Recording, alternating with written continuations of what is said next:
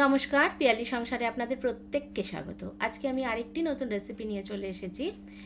Indian famous cookies নান খাটাই। আমি এখানে হাফ কাপ চিনি নিয়েছি, সেটা ভালো করে মিক্সিতে বেটে নিয়েছি। তারপর একটি ছাঁকনির সাহায্যে আমি ভালো করে চেলে নিয়েছি। তারপর সমপরিমাণ আমি ঘি দিয়েছি। এখানে বলে রাখি, এখানে কিন্তু ঘিটা ইউজ করলেই খেতেও ভালো হয়, আর এখানে রিফাইন তেল কিন্তু ভালো লাগবে না।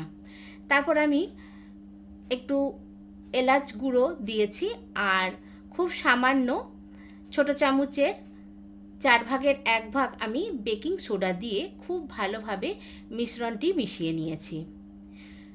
মিশ্রণটি অনেকক্ষণ ধরেই মেশাতে হবে। তারপর 1 কাপ আমি ময়দা, সেটাও আমি চেলে নিয়ে ওর মধ্যে মিশিয়ে নিয়েছি। আমরা তো বিভিন্ন রকম কুকিজ খেয়ে থাকি, কিন্তু নানখাটাই হলো আমাদের একদম অথেন্টিক ইন্ডিয়ান কুকিজ। এটি করতে বিশেষ কিছু উপকরণ লাগে না, ঘরোয়া উপকরণ দিয়েই করা যায়, আর খেতেও কিন্তু খুব ভালো। এরপর আমি ভালো করে মেখে একটা ডো তৈরি করে নিয়েছি। তারপর ছোট ছোট করে লেচি কেটে নিলাম। এটা খুব বেশি বড়ও হবে না, ছোটও হবে না, যেমনি বিস্কুট লেচি হয় কিংবা কুকিজ আমরা যেটা খেয়ে থাকি কেনা, তো ওই রকমই ওই সাইজেরই লেচিগুলো হবে। তারপর আমি খুব আলতো হাতে গোল করে নিচ্ছি। খুব প্রেশার দেওয়া যাবে না, যেহেতু ময়াম মানে ঘিটা অতিরিক্ত আছে, তো ওটা ফেটে যেতে পারে, তাই খুব আলতোভাবে করতে হবে। আর আমি মাঝখানটা একটু চেপে দিচ্ছি, যাতে আমি যে ড্রাই ফ্রুটসগুলো দেব ওটা দেওয়া যায়। তবে ডিজাইনটা কেমন করবেন সেটা সম্পূর্ণ নিজেদের ওপর।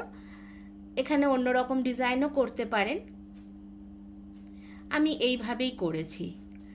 তারপর একটা ড্রাই ফ্রুটস কাটারে আমি একটু ছোট ছোট করে কেটে নিয়েছি, তারপর উপরে ওর মধ্যে দিয়ে দিয়েছি। আমি এখানে কাজু কেটে দিয়েছি, আপনারা চাইলে পেস্তা কিংবা আমন্ডও দিতে পারেন। এরপর আমি একটা কেক মোল্ডে একটা বাটার পেপার লাগিয়ে ওর মধ্যে বসিয়ে দিয়েছি। তবে এখানে 4-5টা করে করলেই তাহলে ভালো। আমি এখানে প্রথমবার যেমনি 6টা করেছিলাম, যার জন্য একটু ছড়িয়ে গেছিলো, একটু গায়ে লেগে গেছিলো, কিন্তু পরেরগুলো কিন্তু যখন 4টে করলাম সেটা ওই রকম হয়নি। তো আপনারাও একটু গ্যাপ রেখেই করবেন। আর আমি গ্যাস ওভেনেই করছি।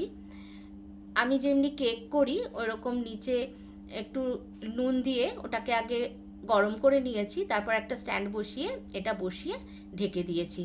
প্রায় 25 থেকে 30 মিনিট একদম কম আঁচে আমি ঢেকে রেখে দিয়েছিলাম। তারপর গ্যাস অফ করে কিছুক্ষণ ঠান্ডা করে আমি নামিয়েছি। পরেরগুলো একই প্রসেসেই করেছি। আমার এই রেসিপিটা আপনাদের কেমন লাগলো অবশ্যই জানাবেন। ভালো থাকবেন।